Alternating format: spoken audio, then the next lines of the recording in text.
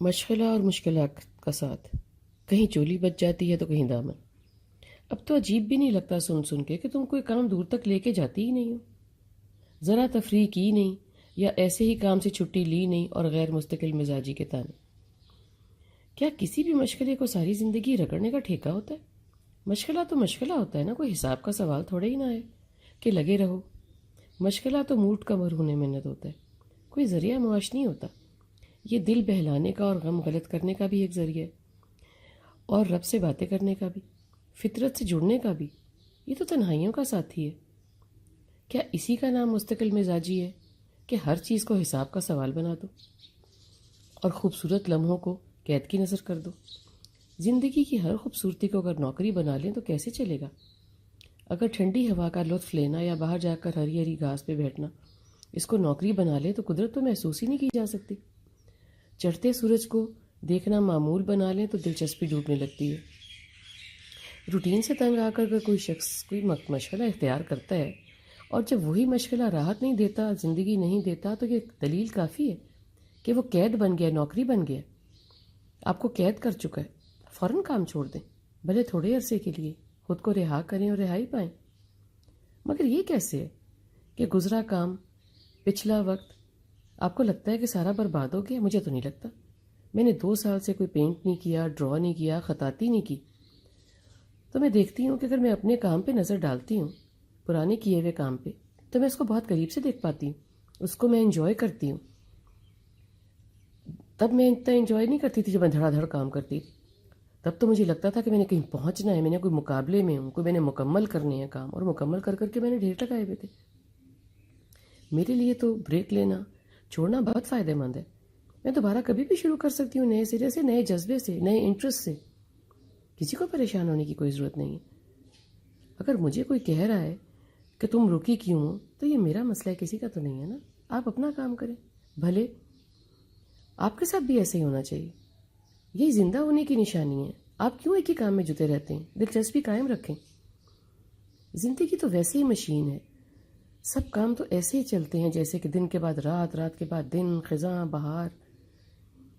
کوئی جیے کوئی مرے، قدرت کا قانون چلتا رہتا ہے، برقرار رہتا ہے، برقرار رہے گا۔ مگر انسان کو اللہ تعالیٰ نے روبوٹ نہیں بنایا، حالانکہ چند حالتوں میں وہ آٹو پہ لگا ہے۔ اس کو مالک نے ایسا ہی بنایا ہے۔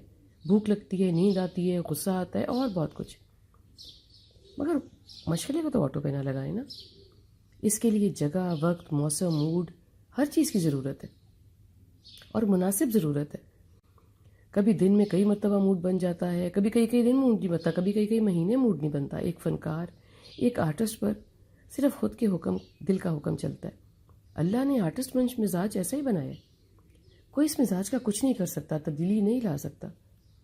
آپ کہہ کے اس کو ڈپریشن کا مریض ضرور بنا سکتے ہیں۔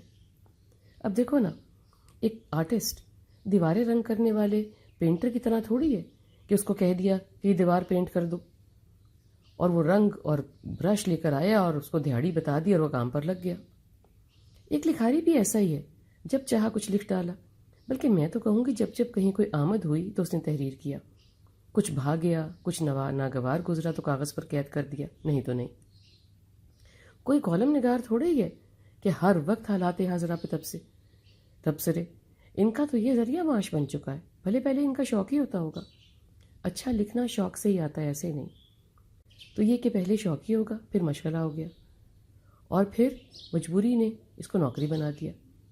مشغلہ ایک تسکین ہے، سکون ہے، مگر یہ کوئی کیسے سمجھے؟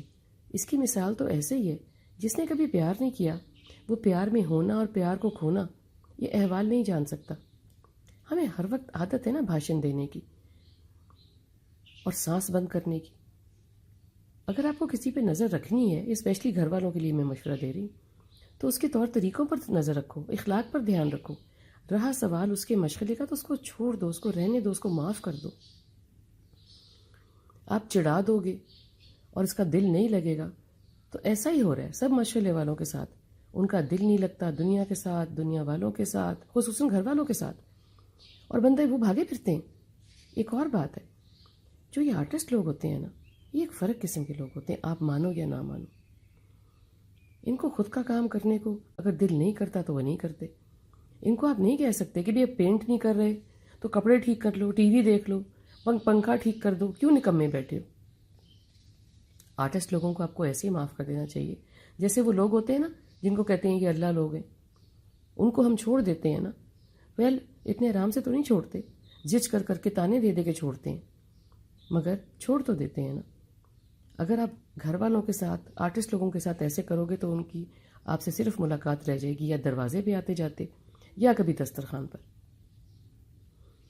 یہ فنکار لوگ جو ہوتے ہیں یہ ویسے ہی زندگی ان کی کوئی اتنی آسان نہیں ہوتی، ان کے اندر کے غم، ان کے باہر کے غم اور کے اور ہوتے ہیں، وہ بتاتے نہیں ہیں، شیئر نہیں کر سکتے۔ ان لوگوں کی آنکھ اور ہی محسوس کرتی ہے، یہ اور ہی طریقے سے دیکھتے ہیں، یہ الگ لوگوں کے ساتھ اٹھنا بیٹھنا چاہتے ہیں، الگ لوگوں کے ساتھ رہنا چاہتے ہیں، بلکہ خود الگ الگ رہنا چاہتے ہیں۔ ان کے اور ملک معاملات ہیں، یہ نازک اندام لوگ ہوتے ہیں، نہ ادھر کے نہ ادھر کے، اور نہ ہی خود کے پیاروں کے۔ ان کی زندگی اور مشکل نہ بنائیں۔